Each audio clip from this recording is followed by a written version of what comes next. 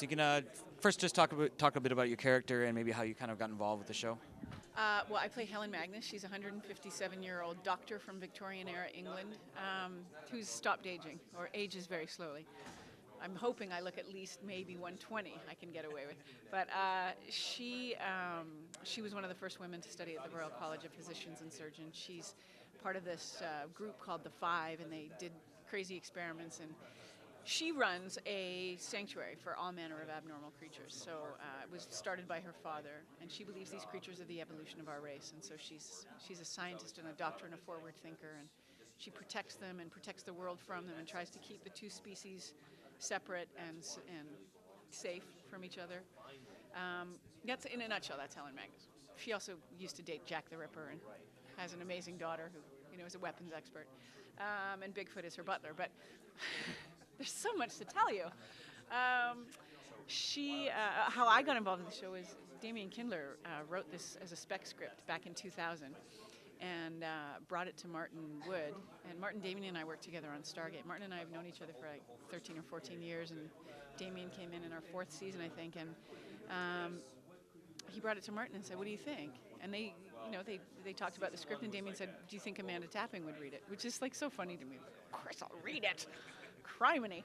So he sent me the script. I mean, he drove it to my house because we know each other through my people into my driveway. And I read it, and I think within I devoured this script. And I phoned him right away without even thinking, and I probably should have put more thought into what I was going to say, but really all that came out was, "I want to play Helen Magnus.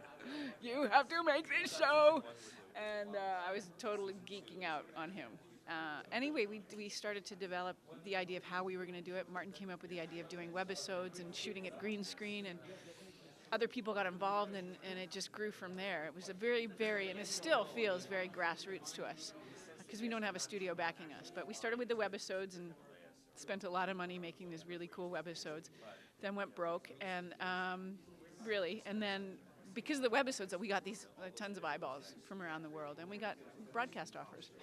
And now we're a week away from finishing our second season, and it's in, I think, 70 plus countries now around the world. And it's kind of an interesting evolution for a TV series, like you start on the web, and then it starts as a spec script, goes on a web series, and then into sci-fi. So I mean, it's kind of a wild ride, isn't it? It's been an incredibly wild ride. It's been hugely emotional, and I think part of the reason we're so passionate about the show is because we've clung to this, like the ship sank and we clung to the life raft and said, still has value. This show still has value. We still have to figure out a way to make it. And the three of us pulled ourselves up out of the ashes and went, okay, let's figure this out.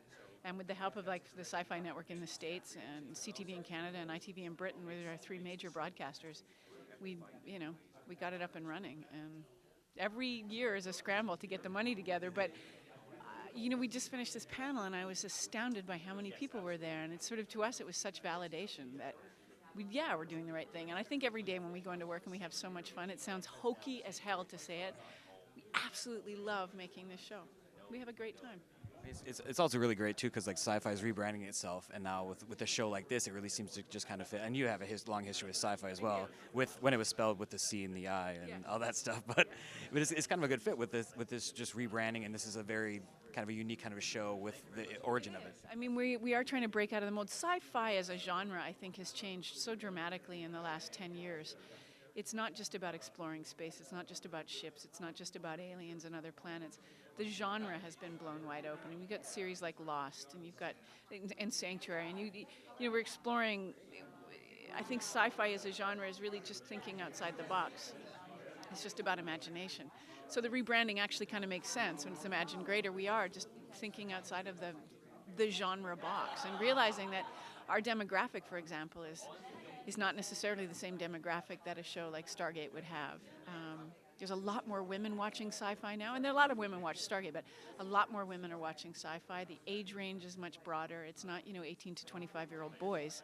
It's huge, and so it does make sense that this is where we landed. What would you like to say to the fans who support it on the web, and maybe to those who aren't familiar with it, to why they should tune in?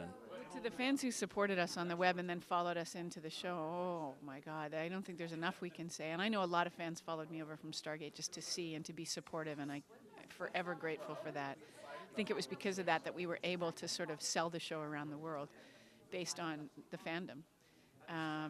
And to the fans to people who haven't seen it yet, I hope they become fans, but we're really proud of it. I think this is a really cool cutting edge show. The fact that it's all green screen, the fact that we're shooting with a red camera, the fact that we're doing things in an innovative way that have never been done on television. I mean, again, I think, oh, I hear people say like that in interviews and you go, yeah, whatever. But we are. We're breaking the mold. We're pushing the envelope even further, and we're really proud of it.